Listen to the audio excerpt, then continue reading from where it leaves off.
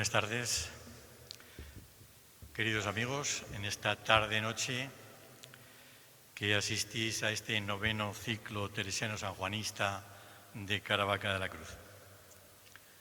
Es para mí todo un honor presentar esta tarde a don Juan Antonio López Delgado, sin duda uno de los platos fuertes del amplio programa que nos ofrece estos días este noveno ciclo teresiano y sanjuanista. He de confesar que hasta ahora no tenía conocimiento de la andadura del conferenciante que nos acompaña y aún no he salido de mi asombro al comprobar el amplio currículum que ostenta don Juan Antonio, nutrido todo él de un enorme interés por la historia, por la literatura y por la vida de personas relevantes en distintos ámbitos y en diferentes épocas. Como no me voy a extender demasiado, en aras de disponer más tiempo de su disertación, invito a los presentes a bucear en los buscadores, tecleando su nombre, y descubrirán el detalle de toda una vida dedicada a la investigación y que lo ha hecho, y lo han de comprobar de una forma distinguida e intensa. Quiero destacar, no obstante, que este murciano de nacimiento se doctoró en la Universidad de Murcia en la rama de Filología Románica, que ha dedicado a la docencia gran parte de su vida profesional. Aparte de su asidua colaboración en periódicos y revistas especializadas, tanto a nivel regional como nacional, su buen hacer ha mostrado gran interés por los siglos XVIII y XIX y su talento ha sido requerido en numerosas ocasiones para anaqueles de historia y publicaciones de gran calado. Su faceta como ensayista ha sido reconocida en varias ocasiones en diferentes historias de la literatura española. Hay que decir que su objeto de atención es multidisciplinar, lo que remarca el inmenso bagaje cultural que acarrea. Lo mismo interviene en revistas sobre temática taurina, que estudia la expedición militar española contra Argel, que hace reseñas acerca de la biblioteca del conde de Floridablanca, que habla de criterios de críticos literarios, o participa en un diccionario biobibliográfico dirigido por eminencias, por enumerar solo algunas de sus facetas. Don Juan Antonio López Delgado también se ha aventurado en la creación literaria, entre la que podemos destacar su poema épico El Santo Grial, una obra dramática en verso titulada Ángeles Rodados, y un libreto que complementa la biografía que elaboró sobre San Juan Evangelista. En fin, reseñar además que nuestro conferenciante es académico correspondiente de la Real Academia de la Historia y también de la Real Academia Alfonso X el Sabio. Un verdadero lujo entre nosotros. Agradecemos a Místicos, la Asociación de San Juan de la Cruz y Santa Teresa de Jesús en Caravaca, la elección de don Juan Antonio para hablarnos de Sor Catalina de San Miguel, aquella religiosa carmelita nacida en Cieza en 1684, que moró durante años en nuestro convento y monasterio de San José de Caravaca de la Cruz, que fundará nuestra querida Madre Santa Teresa de Jesús. Os aseguro que estoy, como todos vosotros, expectante y ávido por escuchar a nuestro ilustre don Juan Antonio, de quien no dudo que vamos a aprender mucho en este primer acto de conferencias de este ciclo teresiano y sanjuanista de Caravaca de la Cruz. Por eso, y ahora, con mucho gusto, cedo la palabra a nuestro invitado y conferenciante, cuando quiera. No es lo mismo que decirlo en cualquier otro sitio. Oh noche amable más que la alborada, decía San Juan. Oh noche que juntaste amado con amada, amada en el amado transformada.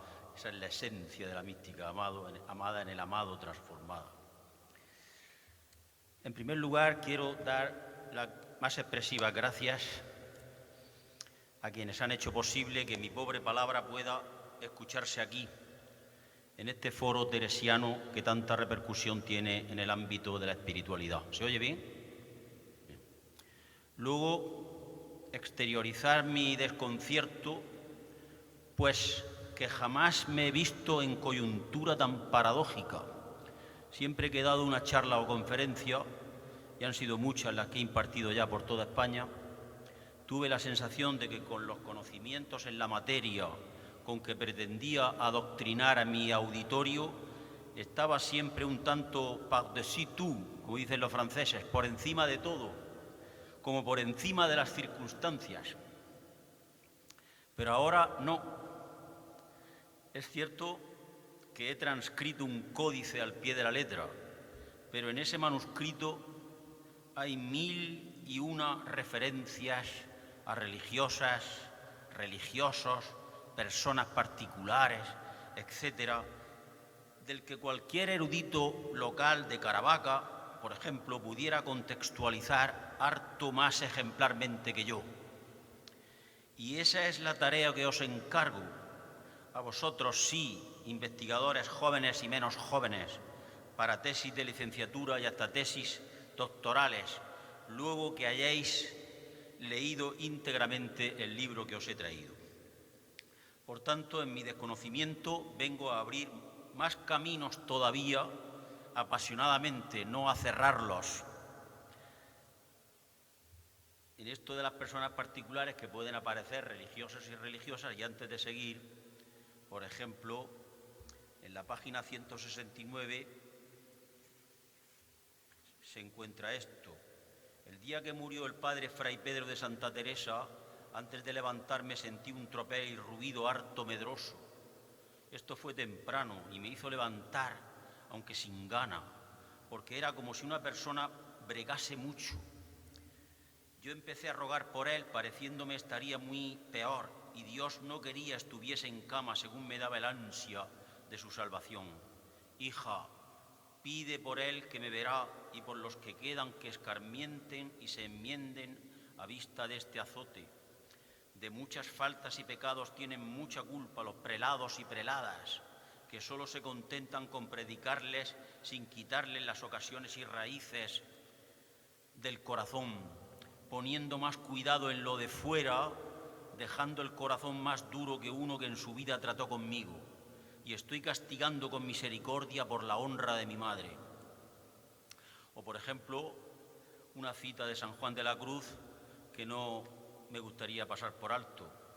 Un día, en la página 207, un día estando en la oración entendí, ya que tu padre San Juan de la Cruz no puede llorar por la gloria que goza en el cielo, sus huesos lloran y hacen sentimiento en que no ayuden a que se funde en Murcia convento de Santa Teresa para bien de muchas almas.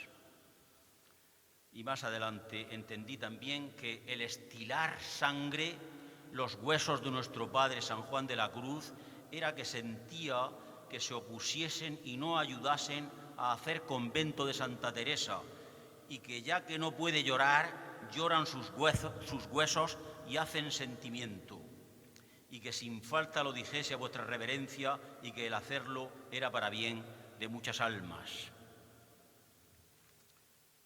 Hace ya muchos años, en la década de los 50 del pasado siglo, decía don Pedro Sainz Rodríguez. Don Pedro Sainz Rodríguez ha sido una de las personalidades que más han estudiado la ascética y la mística nuestra. Dice Sainz Rodríguez, haría falta una biblioteca de espiritualidad española, paralela y complementaria a la de la Biblioteca de Autores Cristianos, la BAC, la famosa BAC. Esta biblioteca debiera hacerse pensando en dar a conocer una cantidad de autores que no han sido impresos o reimpresos nunca desde el siglo XVIII. Hay la manía de que cada vez que se lanzan colecciones de místicos o ediciones, únicamente se piensa en reimprimir a los clásicos ya conocidos, Fray Luis de León, Santa Teresa, San Juan de la Cruz, etcétera, etcétera, como si no hubiese un verdadero tesoro de autores místicos y ascéticos de enorme interés, no solamente desde el punto de vista de la historia de la espiritualidad, sino también por su valor literario, que nunca han sido reimpresos, pero ni siquiera impresos. Y añado yo, este es el caso, por desconocida, de la mística ciezana carabaqueña Catalina de San Miguel. Dice Unamuno en las conclusiones de su libro Del sentimiento trágico de la vida: dejemos la lucha de España de 8 siglos con la morisma, defendiendo a Europa del maometismo, su labor de unificación interna, su descubrimiento de América y las Indias. Dejemos eso y más, y no es dejar poco. No es nada cultural crear 20 naciones sin reservarse nada y engendrar hombres libres. Fuera de esto, en el orden del pensamiento, ¿no es nada nuestra mística? ¿Acaso un día tengan que volver a ella, a buscar su alma, los pueblos a quienes Helena se la arrebatara con sus besos? Sabemos que la literatura mística no aparece sistematizada hasta los últimos años de la época de los Reyes Católicos y durante el reinado de Carlos V.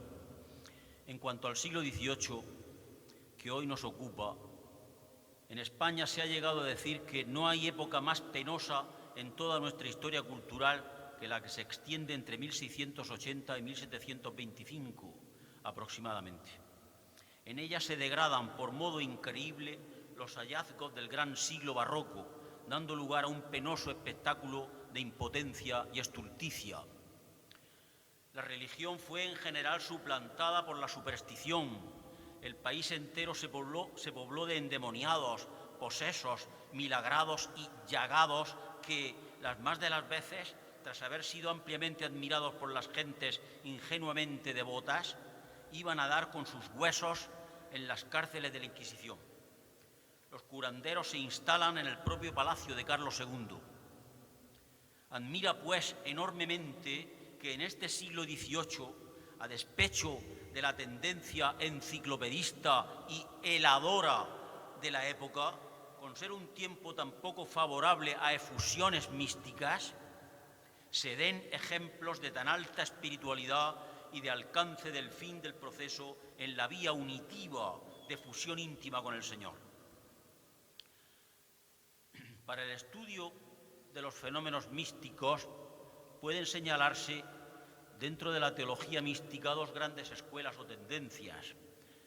Una propiamente doctrinal en íntima relación con la teología dogmática, que pretende determinar teológicamente la naturaleza de los estados místicos e investigar si proceden de las virtudes cristianas, de los dones del Espíritu Santo o de gracias gratuitamente concedidas. La otra, que puede llamarse descriptiva, que procura caracterizar los estados espirituales y los fenómenos místicos por sus signos exteriores. Acentuándose esta tendencia descriptiva, aparece al margen de la teología otro gran sector de estudios sobre la vida mística, cuyos fenómenos son observados desde el punto de vista de la psicología normal o patológica. En psicología, los fenómenos místicos han interesado siempre mucho y la manera de considerarlos ha evolucionado a la par que la concepción y la técnica de la propia psicología. Cuando esta ciencia tomó un carácter predominantemente experimental, el misticismo y la literatura mística se convirtieron en un verdadero vivero de problemas para los estudiosos. Y cuando estuvo de moda el que William James denomina materialismo médico, se produjo una inmensa literatura para tratar de explicar las experiencias místicas como fenómenos patológicos. Con estas teorías más o menos pseudocientíficas buscaban muchos autores argumentos con que reforzar las doctrinas racionalistas en frente de las ciencias religiosas y de la creencia en una vida sobrenatural. Por eso, ante los fenómenos místicos, el materialismo ha tomado 2 posturas sucesivas. Primero, negar o discutir la veracidad del fenómeno, atribuyéndolo a supercherías de propaganda religiosa. Después, ante hechos debidamente comprobados, ha procurado explicar toda esta fenomenología como manifestaciones puramente patológicas. Señoras y señores, si yo estuviera en esa ladera racionalista que desconoce o aparenta estar al margen de la vida sobrenatural y considerara las experiencias místicas como simplemente patológicas, no estaría aquí.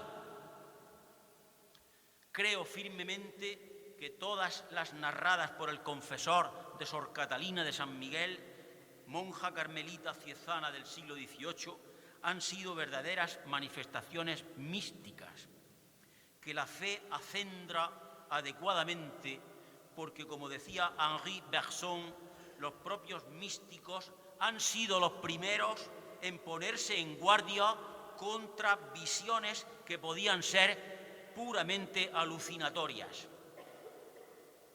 Señoras y señores, no hablaré mucho porque en tan alta coyuntura conviene dejar mejor la palabra a la verdadera protagonista de este encuentro, la monja carmelita Sor Catalina de San Miguel. Cuando en una feria del libro antiguo y de ocasión de Madrid, allá por 1977, cayó en mis manos de pequeño bibliófilo el manuscrito original del siglo XVIII que contenía su vida y extraordinarias revelaciones, casi no podía dar crédito a mis ojos. Con los días traté de dar cauce a mi colmo de dicha, persiguiendo su nombre en las innúmeras microfichas de escritoras españolas 1500-1900 de Mari Carmen Simón Palmer y Pura Fernández, Madrid, Biblioteca Nacional, y Sandwich Halley, en los dos voluminosos tomos del infatigable erudito alcarreño Manuel Serrano y Sanz, Apuntes para una biblioteca de escritoras españolas, desde el año 1401 al 1833. Nada. En la biblioteca del Murciano de don José Pío Tejera y R. de Moncada, en su tomo tercero, sección quinta, o ensayo de un catálogo de manuscritos murcianos, en etcétera, etcétera, etcétera. Por no hacer desagradable aquí una muy extensa relación que se llevó años de mi vida. Vine, pues, a dar en la cuenta de que la monja ciezana, cuya santa vida transcurrió de 1684 a 1752, era una perfecta desconocida, una luminaria más ignorada en el inmenso y maravilloso cielo de la mística española. Solo mientras estudiaba dicho códice me permití, ya en 1988, adelantar algunas noticias de Sor Catalina en una revista murciana, Postdata, revista trimestral de artes, letras y pensamiento. Revista murciana en que yo colaboraba con una página de miniaturas, cuadritos de cultura murciana dibujados a la pluma por don Juan Antonio López Delgado, pequeño bibliófilo. Yo no tengo razones mejores que aducir para convenceros de la necesidad de abrir por fin al mundo las vivencias espirituales de Sor Catalina de San Miguel que aquellas que esgrimía Fray Luis de León a propósito de una carta escrita por él a las madres priora Ana de Jesús y religiosas carmelitas descalzas del monasterio de Madrid, en recomendación del espíritu y doctrina de la Santa Madre Teresa de Jesús, fechada en San Felipe de Madrid a 15 de septiembre de 1587. Os voy a trazar estas referencias de Fray Luis a propósito de Santa Teresa porque vienen a cuento, podrían servir de marco a las otras de Sor Catalina. Por si alguien quisiere cotejar, sepa que traslado a mi propósito algunas de aquellas razones del tomo primero de las obras de la Santa Madre Teresa de Jesús, fundadora de la reformación de las descalzas y descalzos de Nuestra Señora del Carmen, primera parte que contiene su vida en Amberes, en la imprenta plantiniana de Baltasar Moreto, 1630, ahí donde cojo la referencia. Decía Fray Luis de León, porque no solamente he trabajado en verlos y examinarlos, sus escritos, sino también en cotejarlos con los originales mismos que estuvieron en mi poder muchos días y en reducirlos a su propia pureza en la misma manera que los dejó escritos de su mano la Santa Madre, sin mudarlos ni en palabras ni en cosas de que se habían apartado mucho los traslados que andaban, o por descuido de los escribientes o por atrevimiento y error, que hacer mudanza en las cosas que escribió un pecho en quien Dios vivía y que se presume le movía a escribirlas, fue atrevimiento grandísimo y error muy feo querer enmendar las palabras. Porque si entendieran bien castellano, vieran que el de la Madre es la misma elegancia, que aunque en algunas partes de lo que escribe, antes que acabe la razón que comienza, la mezcla con otras razones, y rompe el hilo comenzado muchas veces con cosas que ingiere, más ingiérelas tan diestramente y hace con tan buena gracia la mezcla que ese mismo vicio le acarrea hermosura. Más adelante dice lo siguiente: mas porque no hay cosa tan buena en que la nada mala condición de los hombres no pueda levantar un achaque, será bien aquí, y hablando con vuestra reverencia, responder con brevedad a los pensamientos de algunos. Cuéntanse en estos escritos revelaciones y trátanse en ellos cosas interiores que pasan en la oración, apartadas del sentido ordinario. Y habrá por ventura quien diga en las revelaciones que es caso dudoso y que así no convenía que saliesen a luz. Y en lo que toca al trato interior del alma con Dios, que es negocio muy espiritual y de pocos, y que ponerlo en público a todos podrá ser ocasión de peligro, en que verdaderamente se engañan. Porque en lo primero de las revelaciones, así como es cierto que el demonio se transfigura algunas veces en ángel de luz y burla y engaña a las almas con apariencias fingidas, así también es cosa sin duda y de fe que el Espíritu Santo habla con los suyos y se les muestra por diferentes maneras, o para su provecho o para el ajeno. Y como las revelaciones primeras no se han de escribir ni curar porque son ilusiones, así estas segundas merecen ser sabidas y escritas, que, como el ángel dijo a Tobías, el secreto del Rey bueno es esconderlo, mas las obras de Dios, cosa santa y debida, es manifestarlas y descubrirlas. Para eso estamos aquí esta noche. Subrayado mío. ¿Qué santo hay que no haya tenido alguna revelación?, sigue diciendo Fray Luis. ¿O qué vida de santo se escribe en que no se escriban las revelaciones que tuvo? Habla Dios con sus amigos sin duda ninguna, y no les habla para que nadie lo sepa. No les habla para que nadie lo sepa, sino para que venga a luz lo que les dice. Que como es luz, ámala en todas sus cosas, y como busca la salud de los hombres, nunca hace estas mercedes especiales a uno, sino para aprovechar por medio de él a otros muchos. Encubrir las mercedes que Dios le hizo viviendo y no querer publicar los medios con que la perfeccionó para bien de tantas gentes, sería en cierta manera hacer injuria al Espíritu Santo y oscurecer sus maravillas y poner velo a su gloria. Y así ninguno que bien juzgare tendrá por bueno que estas revelaciones se encubran. Estas revelaciones no hay que encubrirlas, ocultarlas, postergarlas, dejarlas ahí en el estante del olvido. Repito, y así ninguno que bien juzgare tendrá por bueno que estas revelaciones se encubran. A veces repetiré las cosas porque como me he dedicado tanto a la enseñanza, perdonad, que lo que algunos dicen, termina ya diciendo Fray Luis, que lo que algunos dicen ser inconveniente que la Madre misma escriba sus revelaciones de sí, para lo que toca a ella y a su humildad y modestia no lo es, porque las escribió mandada por sus superiores. Lo mismo en el caso de Sor Catalina. Y para lo que toca a nosotros y a nuestro crédito es lo más conveniente, porque de cualquier otro que las escribiera se pudiera tener dudas si se engañaba o si quería engañar. Lo que no se puede presumir de la Madre, que escribía lo que pasaba por ella y era tan santa que no trocara la verdad en cosas tan graves. Finalmente, lo que yo de algunos temo es que desgustan de semejantes escrituras, no por el engaño que puede haber en ellas, sino por el que ellos tienen en sí, que no les deja creer que se humana Dios tanto con nadie, que no lo pensarían si considerasen eso mismo que creen. ¿Cómo se va a revelar Jesucristo a una mortal, a una monja, a una simple monja? Porque si confiesan que Dios se hizo hombre, ¿qué dudan de que hable con el hombre? Con la mujer. Y si creen que fue crucificado y azotado por ellos, ¿qué se espantan que se regale con ellos? Dios necesita del hombre, Dios necesita de la mujer porque la ama infinitamente y por eso necesita esa unión que supone el alto y supremo escalón espiritual que es la mística. Entre las fojas 24 y 26 del manuscrito que nos ocupa se hallan estas interesantes advertencias.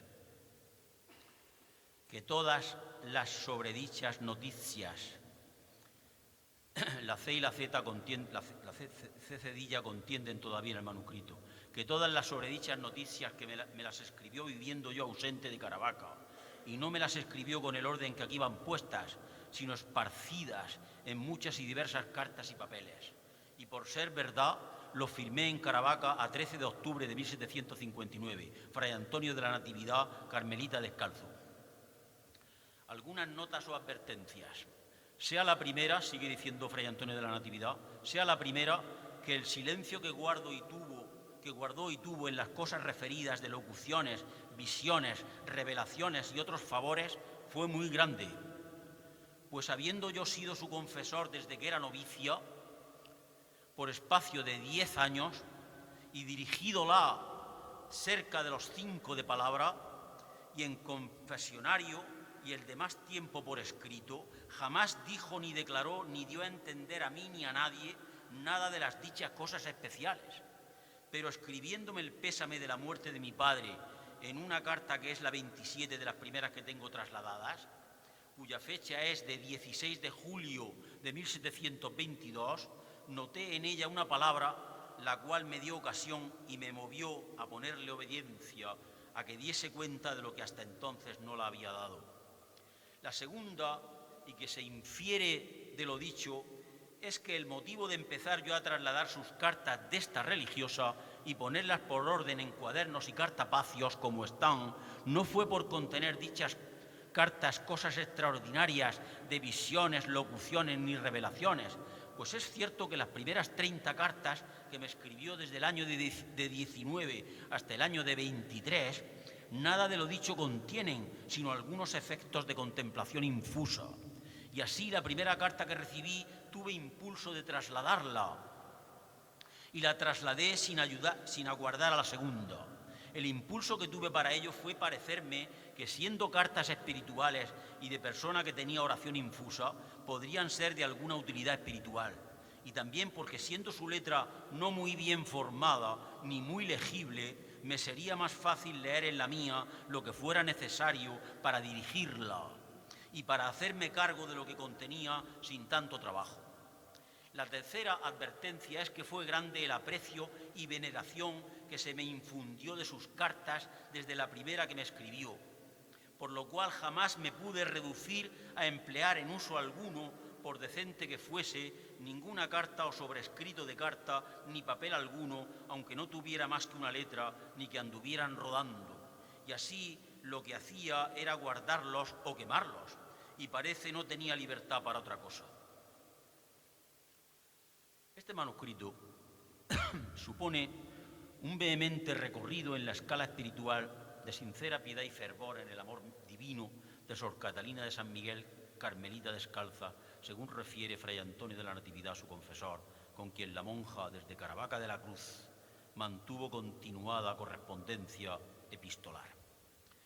Corresponde ya ahora el incorporar aquí algunos ejemplos de las muchas apariciones de Cristo a la monja ciezana, también de la Virgen Santísima, porque advirtáis cuán alta y celestial doctrina en ellas se manifiesta, de lo más hermoso y edificante quizá que me ha sido dado leer en mi vida. Antes, sin embargo, permitidme la lectura de algunos párrafos del manuscrito atañentes a la infancia y primera juventud de la monja, que contextualizan mejor toda aquella otra dimensión espiritual. En la foja 1 se lee: noticia de la patria, padres y nacimiento de Catalina de San Miguel, y de los sucesos y cosas más notables hasta ser Carmelita Descalza, los cuales refirió por obediencia a su confesor llamado Fray Antonio de la Natividad, Carmelita Descalza. Nota que las noticias que en este papel fueren puestas son sacadas de diversas cartas y papeles que me escribió estando yo ausente en dicho convento. En la villa de Ciezar, Ciezar, terminado en R, lugar del obispado de Murcia, por los años de 1684 nació esta religiosa, siendo sus padres Antonio Marín Caballero y María Marín, personas muy cristianas y de esclarecida sangre. Fue su nacimiento a los 1 de octubre y en el santo bautismo, que fue a los 8 días de dicho mes, día de Santa Brígida, le pusieron el nombre de Catalina. Luego se le descubrió o manifestó en el lado del corazón una señal a manera y de color de rosa que le dura hasta hoy. Y aunque sus padres y otras personas atribuyeron que esta señal sería efecto de algún golpe o violencia que padecería al nacer o después de nacida, no fue sino disposición de Dios, sin duda para dar a entender que la primera gracia quedaba en su alma tan impresa y estampada que nunca sería marchita ni borrada con culpa mortal. Esto se colige porque, habiendo pasado 40 años de su vida, un día después de haber comulgado, tuvo la locución siguiente: hija, esa rosa es señal que siempre he estado y estoy dentro del corazón. Como Dios la eligió para santa, presto le envió trabajos, que es el camino de sus elegidos y santos. En la foja 2 se lee: y apenas empezó a vivir cuando empezó a penar y a padecer. A poco tiempo de nacida se le comunicó con la leche que mamaba un recio tabardillo que la madre padecía con otros accidentes que la pusieron desfigurada y marchita. Y también por lo mucho que lloraba la llegaron a aborrecer sus padres en esta enfermedad. En su padre era en quien con más especialidad reinaba esta desordenada pasión, y así estuvo muchas veces con vehementes impulsos de darle un golpe contra una pared para matarla. Sin duda fue sugestión del demonio para acabar con ella por medio de tan cristiano padre, porque ya presagiaba en la tierna niña que le amenazaba una cruda guerra y que por su medio muchas almas habían de ser libradas de su tirano imperio. Pero como era Dios quien la guardaba y el aborrecimiento que el padre le tenía no era natural, sino violento, dispuso su majestad que lo que había subido de punto el aborrecimiento creciesen después los amorosos cariños.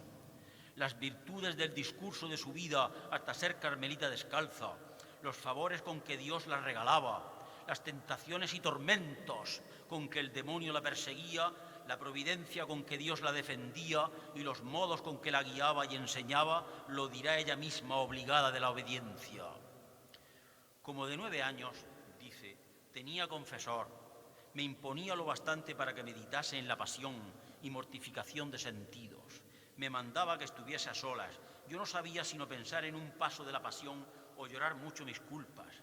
En comulgando no sabía dar gracias y menos ponderar lo que recibía. Lo más eran deseos de no casarme y mucho deseo de ir a la iglesia y convento y mucho desvelo en esto. Y no tenía otro gusto sino cuando hablaban de Dios. Y siendo más grande, toda mi ansia era buscar siervas de Dios que dijeran lo bueno. Unas veces leíamos algún libro espiritual, otras tomábamos disciplina y otras ejercicios. Con estos deseos tenía grande inclinación a lo bueno, y con esto sin licencia no sabía yo esta virtud ni otra. Algunas veces ponía en el suelo las rodillas desnudas y las apretaba para hacerme mal. Otras me descalzaba para que me doliesen los pies. Otras ponía una piedra atada a las espaldas y la tenía de noche algunos ratos. Otras, padre, era darme de bofetadas. También me daba con manojos de esparto por no tener ni saber de disciplina. Por cierto, hablando del esparto, tenían los padres de Catalina hacienda, eran de esclarecida sangre, eran ricos y tenían vacas, tenían en esa hacienda, lo mismo tenían ganado vacuno y otras clases de ganados, y sobre todo se dedicaban también al trigo y a la barrilla de la cual se saca la gasosa cáustica, que es muy importante en zonas de Alicante sobre todo y del campo de Cartagena. Otras me estaban en el corral para tomar aquel frío y sin conocer ni tener ponderación de lo que el Señor pasó porque era niña, solo por haber oído algo de mi Dios, me acuerdo buscaba de noche una cuesta sin que nadie me viera, subía y bajaba descalza por hacerme mal en los pies, lo sentía, pero me sabía a almendras. Increíble esta comparación. Lo sentía, pero me sabía a almendras este dolor en los pies. Y finalmente en la página 3 de los ejemplos que he tomado al principio. Como no tenía oración, procuraba componerme como las demás, y como soy tan fea, por no serlo tanto me componía. lo que experimentaba era que a pocos días de ponerme broches en el pecho o arracadas o alguna cinta, sin saber dónde ni cómo, me hallaba sin estos aderezos. Lo mismo sucedía cuando mi madre me ponía alguna cinta, no duraba en mí. Y me acuerdo lo decían, y mi padre lo decía que no aprovechaba, y era verdad. Y decía que no era de este mundo, ojalá no lo hubiera sido, y toda hubiera sido de mi dulce amado. Vamos, pues, si os parece, ya con algunos de aquellos ejemplos de que os hablaba. En el manuscrito, todas las palabras de Jesús van siempre subrayadas.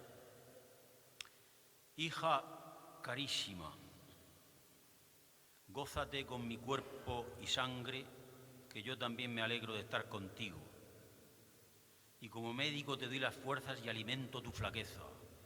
Espera siempre en mí y no en cosas de tierra, que no son para ti ni para las almas que sienten regalo en mí.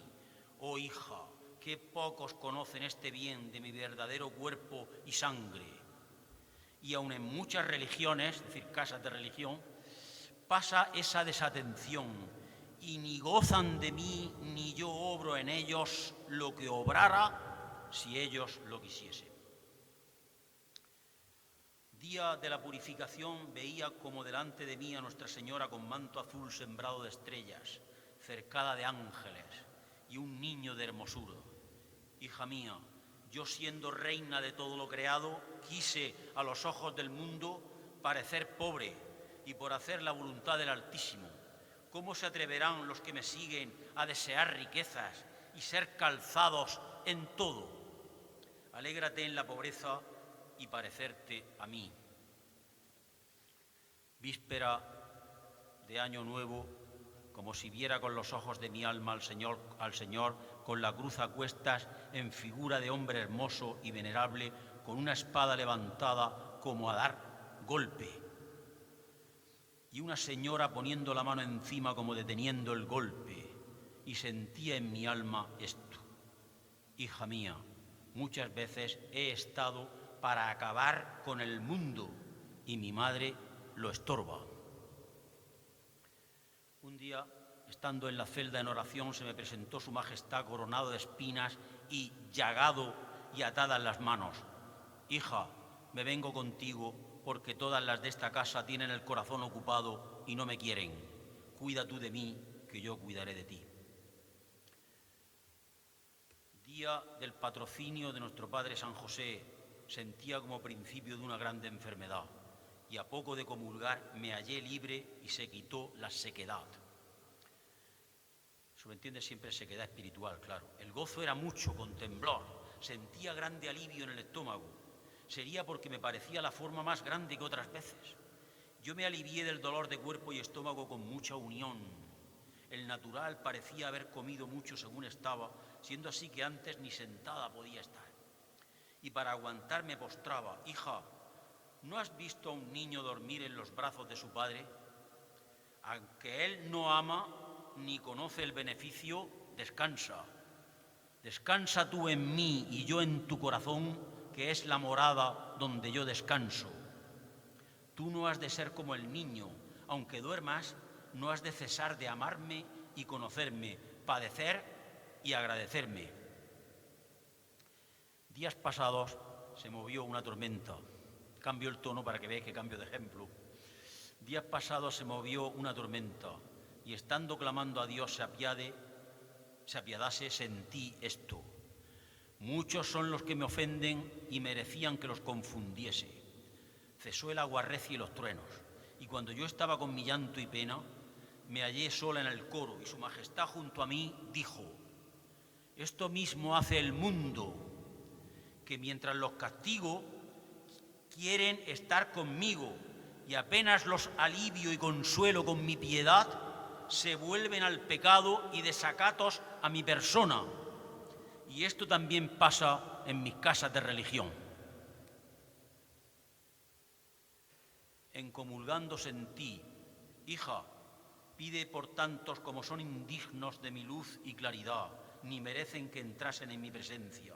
Y esto pasa en mis casas, que muchas religiosas y religiosos se asientan en sus comidas y comodidades, haciendo poco caso de lo que me han ofrecido, poniendo más cuidado en sus cuerpos que en mí. Ni ellos merecen ni sienten mi luz, ni se matan por ella, quedando peores que se estaban.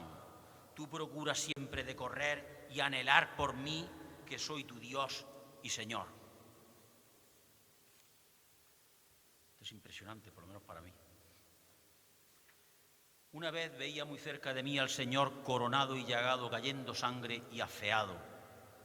Mira cómo me ponen los pecados. Yo quise vinieses a la casa de mi madre, a que fueses descalza y no calzada. Yo creo que esto el padre podría darnos una información mejor luego de descalzos y calzados, con más disciplina y rigor y menos rigor, supongo que será eso. Muchos son los que dicen que son descalzos y para mí son calzados y calzadas. Dile al prelado que hasta aquí han sido omisos en el remedio de esto, que en adelante no lo estén si no quieren experimentar el castigo. Una vez estaba en oración y me dormía, y como si oyera mucha grita y lamentos, yo, como pasmada de ver esta confusión, y veía una como cocina y asados cuartos de ave, o estaban asados. En esto volví y no entendí nada hasta por la mañana, que en comulgando, hija carísima, yo me ofendo mucho que en mis casas y refectorios oiga tantas quiebras y confusiones que aunque no mueren están para ello, y me desagrado de tanta desigualdad, pareciéndoles no es nada, y que no me ofenderé que unas coman de uno y otras de otro, y que sean mis cocinas como de seglares, que les parece que no habla con ellos la mortificación. Procura, hija, en cuanto puedas, aunque te cueste, seguir lo común y más gustoso a mi voluntad, pues yo me puse en la cruz por ti. Perdonad esta vehemencia mía en el habla. Una vez comulgué con sequedad. Voy terminando ya, no os preocupéis. Y como si viera una señora en extremo hermosa y ángeles como sustentando el trono. El niño de sus brazos, hermosísimo. Y poniéndome las manos en la cabeza, mucho se ha de padecer, hija, para gozarme. Hete hecho muchos beneficios y no me correspondes. Mucho descaecen mis casas, y esta también. ¿Qué será donde no hay mi temor? Estando en el coro en oración como absorta, veía como al Señor con una cruz muy pesada. Mira, hija, cómo mi padre quiso la llevase, y quiso que me desnudasen y azotasen. Y aun de la vestidura que traje toda mi vida, bien pobre y honesta, dispuso que estuviese desnudo en la cruz. Y los hombres todos buscan tantos modos para vestir el cuerpo y desnudar las almas, que es lo que me abruma y pesa esta cruz. Y esto pasa en las religiones, mis casas de religión. Con títulos de bien tienen muchas ropas y mucho reparo en que sea bueno y conforme al gusto del cuerpo y no del alma. Y miran mucho qué es costumbre y qué se debe hacer. Y no penetran lo que debe hacer por el bien de sus almas. Y tú has caído en falta no mirando lo que me debes. Y así, sin cansarme yo, ni a vosotros cansaros tampoco, podrían abundar las ejemplificaciones. Por eso concluyo aquí, señoras y señores, esta breve disertación, solo realzada en su prosaísmo por las inefables palabras del mismísimo Jesucristo a vuestra monja carmelita y las subidísimas y hondas razones del autor de los nombres de Cristo. Todo haya sido por Caravaca de la Cruz y por la libertad de su cultura. Muchas gracias.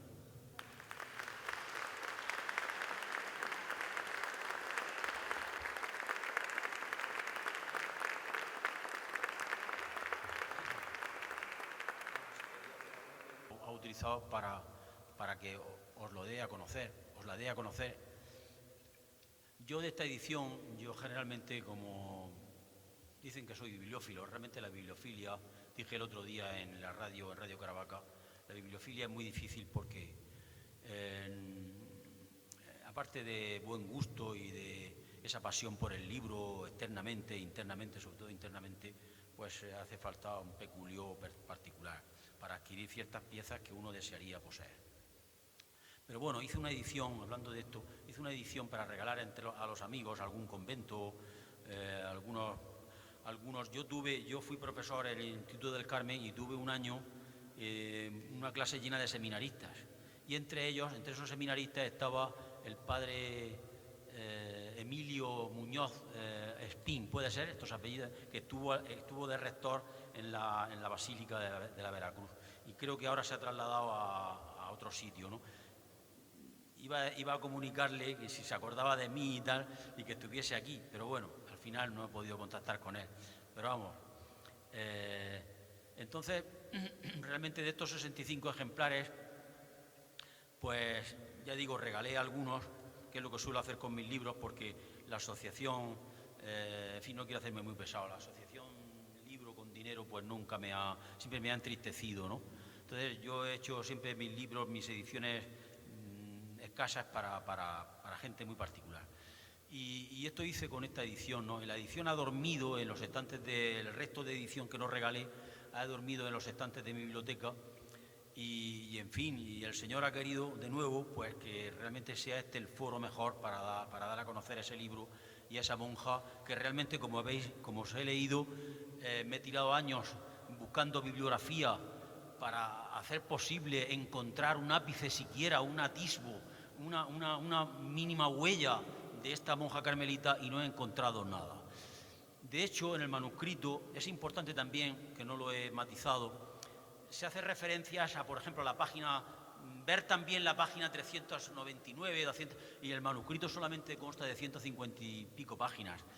Eso quiere decir que posiblemente se hallara el códice entre otros cartapacios o entre otros legajos con los cuales no tropecé en aquel entonces del encuentro con el manuscrito en aquella feria del libro antiguo y de ocasión, y posiblemente haya más escritos o más referencias, porque esta es la consecuencia que saco. Pero en fin, creo que todos estos ejemplos que os he puesto, que son más expeditivos que mi propia palabra, son suficientes para que conozcáis un poco siquiera a vuestra monja. En fin, os pido perdón otra vez por esta larga disertación y os doy las gracias de nuevo, más expresivas gracias. Gracias.